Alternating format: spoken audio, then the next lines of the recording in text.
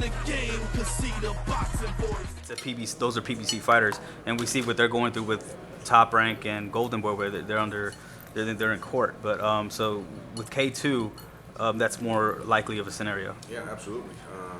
Our focus has always been to get the best fighters in the ring with Gennady, regardless of which promoter they're with.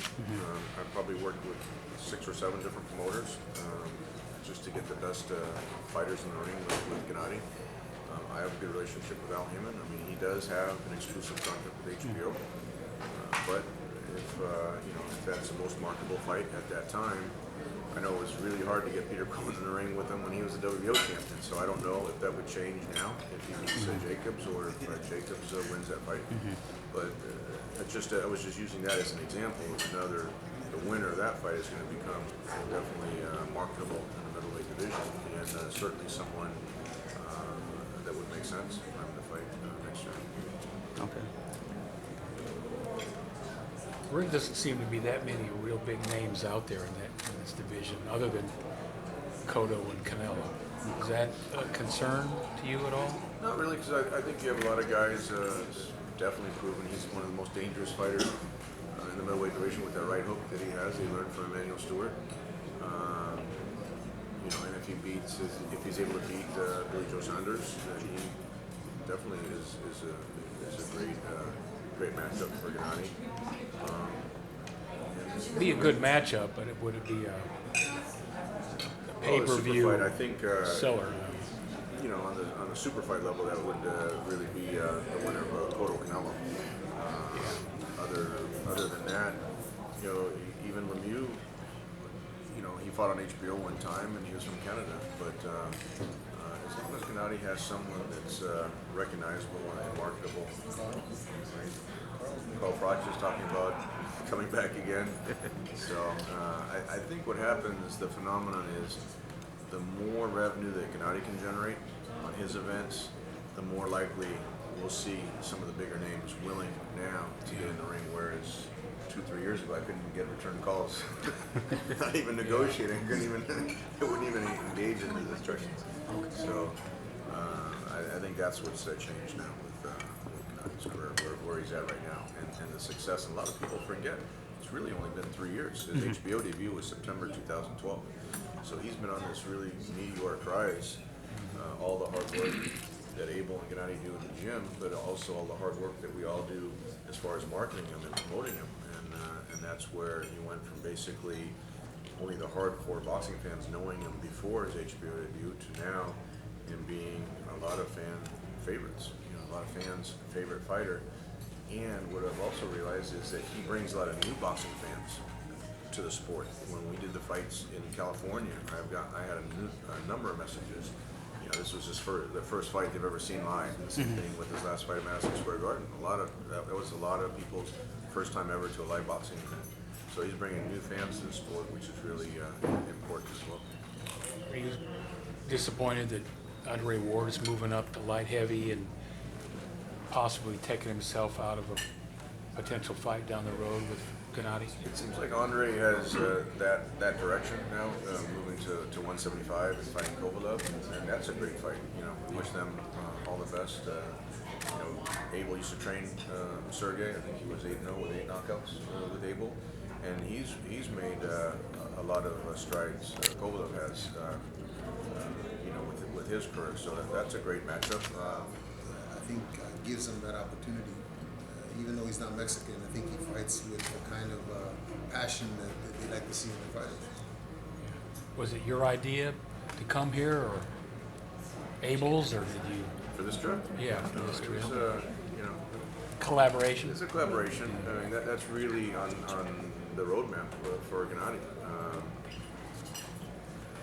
Texas is a very important market, and I was working with Kevin Kelly when he fought Cabrita Gonzalez here in San Antonio. So I've been to a number of fights here as well, and I just know, working with Bernie and with Lester. Lester really organized a lot of the local logistics here, putting this trip together with the Cowboys and here with San Antonio. That this is really a market that he wants to break into, and if he had fought an opponent that's popular here, like let's say he fought James Kirkland, for example, who's from Texas, then it makes sense. I've fought here before. So definitely has been on our plans, and it just worked out now because he's always so busy training. And to go back to what Gennady said, he likes what he does. He actually likes to fight. He likes to train. He makes a sacrifice to be in Big Bear. I mean, he gets along with Abel, but he's up there for 2 months for every fight. And the one time in 2013 where he fought 4 times, he was up there pretty much 8 or 9 months out of the year. And so now he's moved his family to California so he can be closer to them.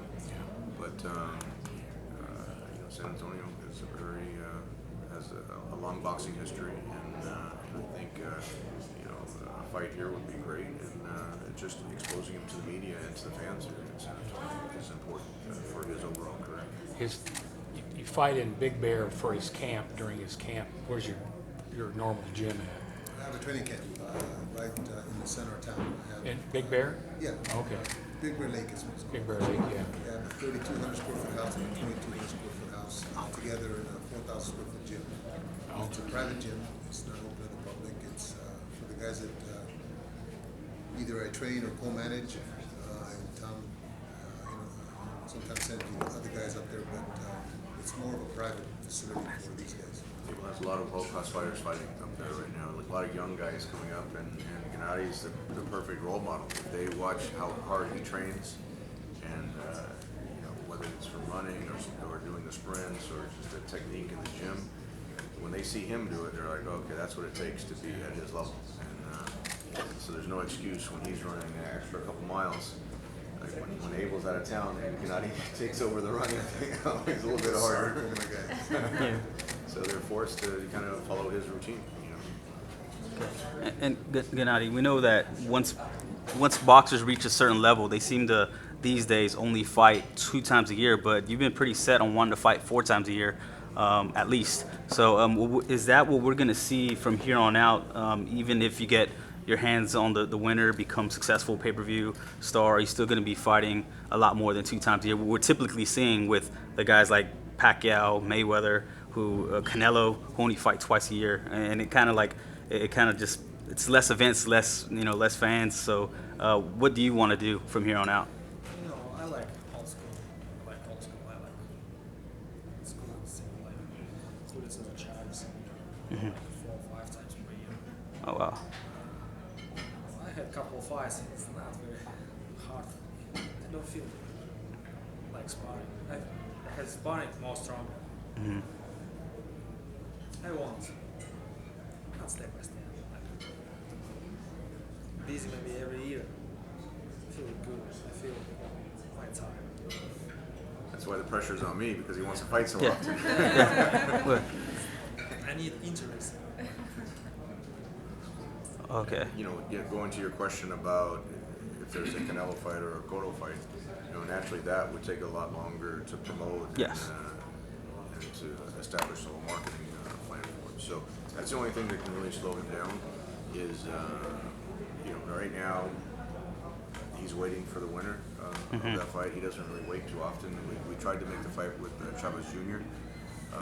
That took about 7 weeks of negotiating with Top Rank, and at the end we finally realized it's not going to happen. So then we fought Daniel Guillot in his first fight at Madison Square Garden, the big garden. So he likes to stay active, and we all realize that this is his next step as far as WBC title, and that's why he's waiting for the winner of Cotto Canelo. Oh, well, that's great news for fans, I think, because when you see Mayweather, Pacquiao, Canelo, the fans want to see him more, but they only fight twice a year, so that's actually good news. But I think Ms. Leticia had a question. Oh yeah, I was going to ask, would y'all be open to doing a Texas tour where folks, the real boxing fans as well, can be looped in, like the folks with the boxing gyms and folks just being called throughout the entire city? I think there's a lot of folks that are huge fans, but aren't normally accessible or to be able to attend, the smaller media gatherings. So I was just wondering if you guys would be open to maybe having a Texas tour throughout Texas. I mean, whatever makes sense. On the logistics side, Gennady's always had that philosophy where he doesn't want to feel like the fans have a separation from him. That's why we've also dubbed him the People's Champion because he likes, for autographs or photographs, he understands that's part of his job. Not only fighting in the ring, but when the fans, buy his tickets, buy his fights, that he has a responsibility to them as well to give back, and certainly, going around whether it's the gyms or he's got in Las Vegas there'll be an appearance up there on Friday, the day before Cotto Canelo, where he's booked to do an autograph signing at 2 different locations. So he's definitely in demand, and he understands the obligation and likes to fulfill that with the fans. Now Gennady, we know you said you're old school, and every time you're asked these questions, you say, I'm the fighter, and it's the business, of course, by your promoter. But do you feel frustrated at times when fighters are reluctant to get in the ring and putting up roadblocks and just kind of making, almost excuses not why they should avoid you? I mean, is that frustrating for you as a fighter who, like you said, you just like to fight often?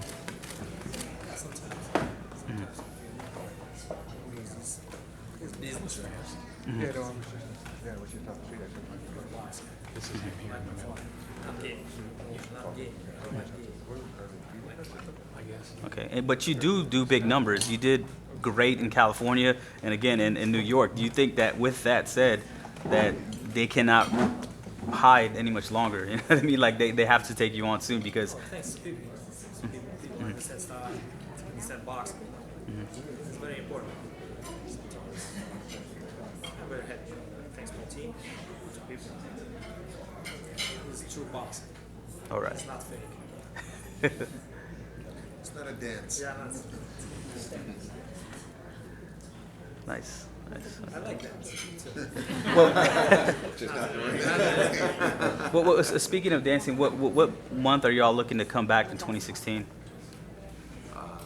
Again, it depends on what the winner decides, but typically, if it's a fight against one of the winners, then or the winner, it'd probably be in May.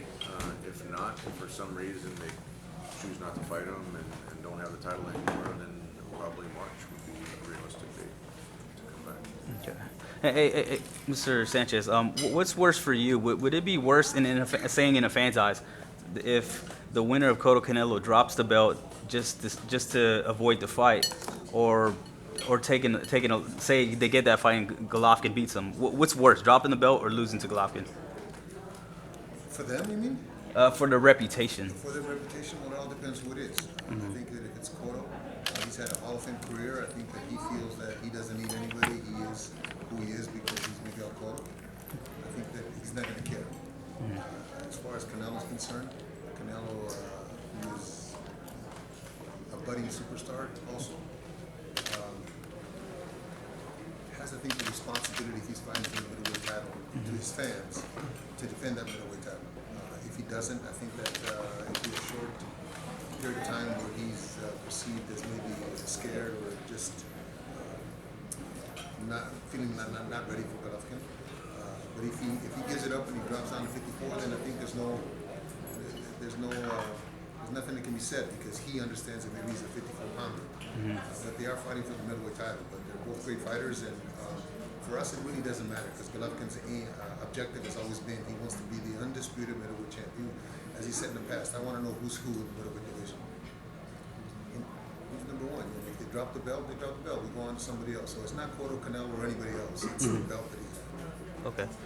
Well, if he doesn't get that winner, what kind of names are enticing to y'all? And maybe an Andy Lee. I know y'all originally scheduled to take that fight, but what other names are out there that might be enticing for the meantime until they could get those guys in the ring? Well, because of his last fight, I think that we have obligations to the IBF number one contender. I think Tom can speak more on that, but that would be one of the guys. Ronald Johnson, I think, is the number one contender. So we have obligations to that organization. So if they can put that together, that would probably be the fight. If we don't fight the winner of the Canelo Cotto fight, that'll probably be the first fight we fight at the beginning of the year. But there's Andy Lee and Saunders who will fight in December also. Andy has expressed an interest in fighting Golovkin. We were going to fight him back in April of last year, but unfortunately Golovkin's father died, and that got postponed. That got put off. But he could be an opponent. And there's Eubanks in England who's making a lot of noise. By the time that we're ready for him, he could have another 4 or 5 fights. So he's turning into a possible opponent. And that's things that Tom, I'm sure, is working on and doesn't tell us because that's his job to make sure that we're prepared up ahead. That's why we're here. He's planning the future for us. And also, Quillen and Danny Jacobs are fighting December 5th. Okay. And the winner of that fight will be at, towards the top of the middleweight division. So that would be a great fight as well. So, the best thing for Gennady is if the opponents or just the middleweight division is getting a lot of attention right now, a lot of great fights. And so the better and more marketable his opponents can be, the bigger the events can be for him. That's how, we saw the reception with Lemieux. He was another champion. He was considered another big puncher. Besides Gennady, a dangerous fight for him. A lot of people want to see how does Gennady react when he gets hit, and they didn't really see it with the Lemieux because Gennady was able to control him with the jab. But it's the good thing is, if there's a name that moves up from 154, it would also be interesting. But I think out of all those scenarios, he'll have another. Yeah, he's a businessman. Gennady, you're 33 years old. How long, and you make weight easy. There really has been no track record of you having weight issues. So how long do you plan on reigning at middleweight? How long can you make it? Depends how much salsa. Yeah. How many more years do you think you can reign? Okay. Same weight. He's pretty much reached his I feel full. very comfortable in always using. I'm not too big, I'm not too heavy. I don't have muscle, big muscles. I'm size like Charles. Well, yeah, it's a lot more. And you've been known. I mean, you've got that God-given power, from what it seems, in your fights. So, and there has been those rumors where in the gyms you're knocking down or hurting heavyweights, light heavyweights. How true is that? Seeing that it's kind of like a ring, a gym legend, an urban myth. You know what I mean? That Gennady's knocking out heavyweights in sparring. This is not my fault. This is his fault. Abel puts on the rib protectors, chest protectors, everything on the sparring partners. But the thing is, they don't try to create gym wars. They work on a strategy. They don't try to take advantage of any sparring partners. That's why sparring partners always have to come back and train with Gennady because they learn a lot from actually working with Gennady. And Abel runs his gym very professionally. He tries to put it where he can maximize the output from the sparring partners, but that the sparring partners also learn a lot from being up there with Abel and watching how Gennady trains. And we have seen that with the likes of Joel Diaz Jr., who says he looks up to Gennady, and that's the guy everybody gravitates around the gym. So Gennady, what is like that? How is that for you, being the leader of the pack as far as up there in Big Bear? I love it. Family, the Sun Gym is like family. It's private gym. It's very inside. I respect all fighters staying in the Sun. Not because of names, no. Because big hearts come to the Sun Gym. Not like fake. No, I'm fake. You mentioned that y'all talked about moving up to 168 to challenge Andre Ward. Would y'all consider fighting somebody else at 168? It's always dependent on the situation. The first time there was any serious discussion of moving to 168 was to fight Chavez Jr. That was about 2 years ago? Yeah, 2 years ago. And that would have been his first move to a pay-per-view event because Chavez had been established. He fought Sergio Martinez. Certainly a legendary name, so that would have been his first move to 168. Then last year, after Carl Froch sold 80,000 seats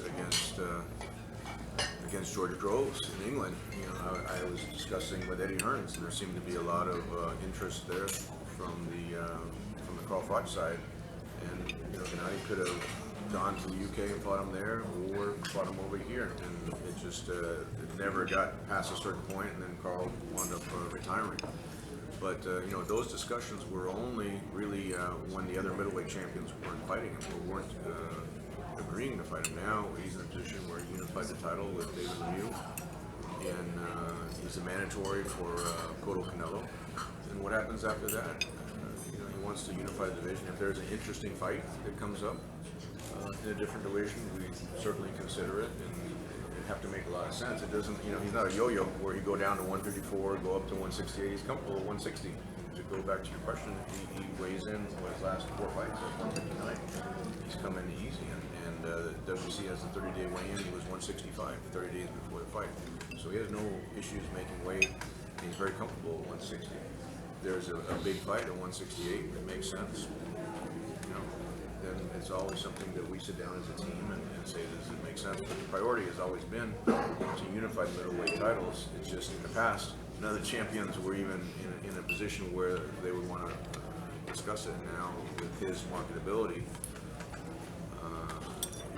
and the financial revenue that he brings to the fights, then now it becomes much more realistic to unify the middleweight division. They got what they need. Any more questions, John? I was going to ask what, I'm sorry. Go ahead, John. I think it was Abel, you were saying that he maybe needs a challenge, a mental challenge. How do you feel about that? Are you ready for it? Do you feel like you need somebody who's really going to challenge you? Not that these other guys have been walkovers, but do you look forward to the challenge of maybe fighting a Cotto or Canelo? Yeah. I understand the situation. I know my job, I understand the situation, I know my life. I'm ready. Like I said, all the great fighters, Mayweather being one of them, fighting Berto, it was more of a physical fight. To him, it wasn't that challenge that mentally, not that we're going to prepare different, but just what kind of chess game it's going to be. And some of these elite guys will present that to him. We see that in the gym. We see that when I give him sparring that is not hard enough for him, not physically but mentally, then he tends not to work as hard. He tends not to try to show me or show the sparring partner anything. But when we bring sparring partners in that are good sparring partners or good fighters themselves, then it's a different sparring. For this last fight against Lemieux, we had Darnell Boone, who I believe he's the only one who put Ward down. He gave Kovalev all he could handle for 8 rounds.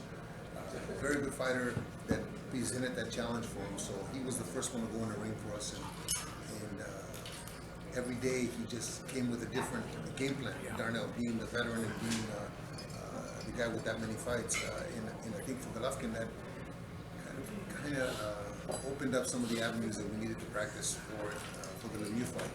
So those kind of challenges are the ones that are going to show us the different layers and the additional layers in the future.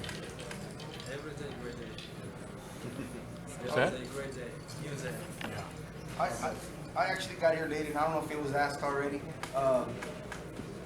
Canelo came out and said if he happens to win, he's willing to fight you at 155. Would you accept that fight at 155, or are you not coming down? Yeah, we actually addressed that question before, but I mean, it's the winner of that fight. If you're fighting for the WC middleweight title, it's actually Cotto is considered the lineal champion because he beat Sergio Martinez. We couldn't get a fight with Sergio before. So when Cotto beat Sergio, he's made a couple defenses, or I think one defense now against Danny Deal. WC's mandated the winner has to fight Gennady. As Abel said, if Canelo says he's not a middleweight and he wants to move down to junior middleweight, that's always his option. Cotto has defended the middleweight title. He won the middleweight title, defended it against Gil. So that fight would be at 160 pounds for the WC title. What happens in the future, can't predict that, but for that particular fight, he had 160 pounds. Mr. Sanchez, for what he just said about what the talks of what Canelo was saying, for you as a coach, what's your opinion on that? Seeing that, doing some research, Canelo is actually heavier than Gennady on the 30-day weigh-ins. He's actually heavier than him coming into the ring, but he's saying that he might not be ready for middleweights for 2 more years. Is this kind of like a indicator that he's just going to try to wait him out? Well, we can't talk for Canelo, but for our future and our objectives is to be the middleweight WBC middleweight champion. Whether it's Canelo or Cotto or whomever is the guy that we fight for that title, I believe that if they don't fight him, he becomes the middleweight champion, WBC middleweight champion. But they're fighting for the 160-pound title. Now, once he gets that belt, and in the future, Tom's able to negotiate something that is not at 160, well then that's in the future. Right now, Golovkin wants to be the undisputed middleweight champion, and that fight's at 160 pounds. The future is,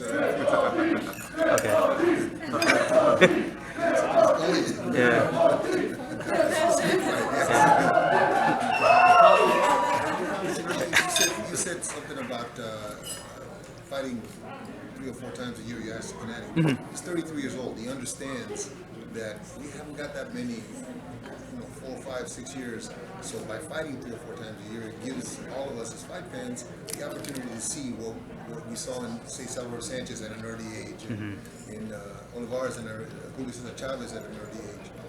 He started late, but he's not used up, as you can see.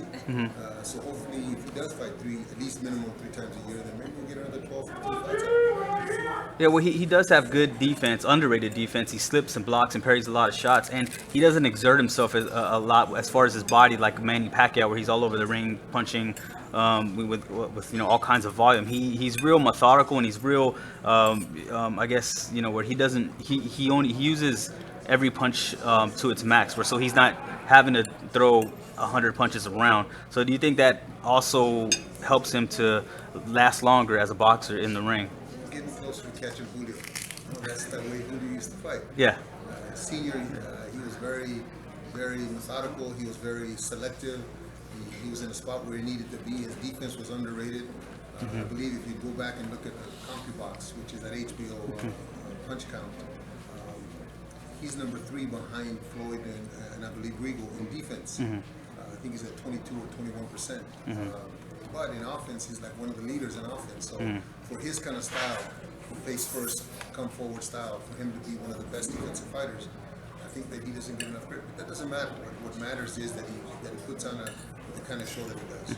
Okay. Good idea. The middleweights are pretty much the heavyweights of the lighter weights these days, and it is a prestigious weight. Do you want to go down as one of the best middleweights in history and stay and reign and unify, like you say, like a Carlos Monzon and be in those record books, or are you listening to those people who are just saying that move up, move down, or whatever? I mean, what do you want to do? Do you want to reign and be one of those great middleweights? Maybe this focus on season.